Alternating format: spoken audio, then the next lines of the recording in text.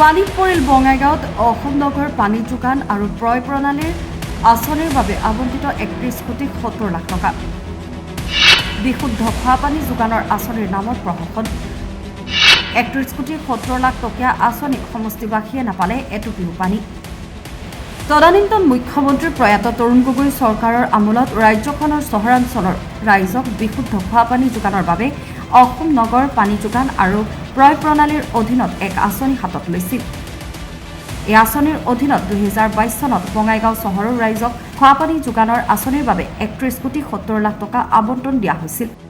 সেই অনুসৰি বঙাইগাঁও পৌৰসভাৰ অন্তৰ্গত বাগেশ্বৰী পাহাৰ আৰু খাৰিজাদোলাই গাঁৱত পানী যোগান আঁচনিৰ আধাৰশিলা স্থাপন কৰি কাম আৰম্ভ কৰা হৈছিল। আনহাতে আবণ্টিত ধনৰ 14,46,00,000 বিভাগে মুকলি কৰি দিছিল।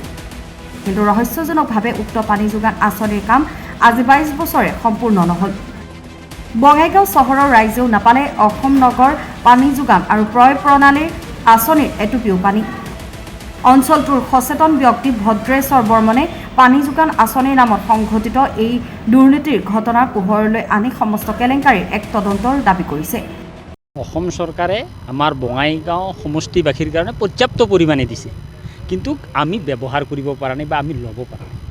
যোৱা 2002 চনত তদানীত কংগ্ৰেছ চৰকাৰ, তৰুণ গগৈ নেতৃত্বাধীন কংগ্ৰেছ চৰকাৰে নগৰ অঞ্চলৰ মানুহৰ বিশুদ্ধ খোৱা পানীৰ কাৰণে অসম নগৰ পানী যোগান আৰু ক্ৰয় প্ৰণালী পৰিষদৰ অধীনত প্ৰতিটো নগৰ অঞ্চলত স্কিম দিছিল আৰু সেইমতে বঙাইগাঁও চহৰত বঙাইগাঁও পৌৰবাসীৰ কাৰণে 31,70,00,000 টকা আবণ্টন দিছিল।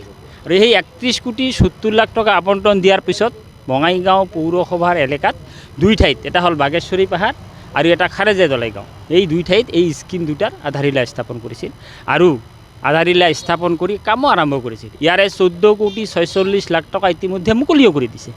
কিন্তু আজিৰ তাৰিখত কিন্তু বুবেৰাং হৈছে। সমষ্টিবাসীয়ে বা চহৰ অঞ্চলৰ আমাৰ যি বঙাইগাঁও চহৰৰ যিখিনি মানুহ এক ফুটা পানীও বিশুদ্ধ পানী পোৱা নাই। গতিকে দুৰ্ভাগ্যৰ কথা যে এজন বিধায়কক আমি ইমানেই ভাল পাইছিলোঁ, তেওঁ আমাৰ বঙাইগাঁও সমষ্টিৰ আমি ত্ৰাণকৰ্তা বুলিও তেওঁ নিজেও জহিৰ কৰে, আমিও ভাবিছিলোঁ। কিন্তু আজি এই ত্ৰাণকৰ্তা স্বৰূপ বিধায়কগৰাকীৰ অকৰ্মতা, বিফলতা, আপোনাৰ কিহীন কৰ্মবিহীন হোৱাৰ কাৰণে কিন্তু আজি বঙাইগাঁও চহৰ অঞ্চলৰ মানুহে বিশুদ্ধ খোৱা পানীৰ পৰা বঞ্চিত হৈছে। গতিকে এই গৰিহণাৰ যোগ্য।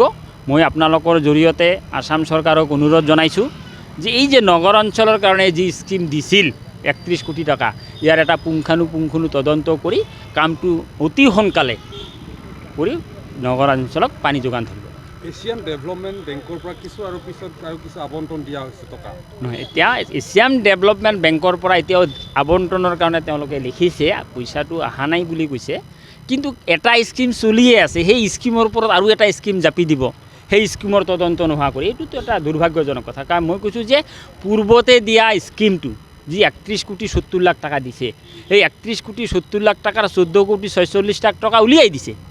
সেই 14,46,00,000 টকাৰ তেওঁ কি কাম কৰিছে, ক'ত কাম কৰিলে, কোন ঠিকাদাৰে কৰিলে, তেওঁলোকৰ ওপৰত ব্যৱস্থা ল'ব লাগে ৰাজ্য চৰকাৰে। Bureau report, Republic.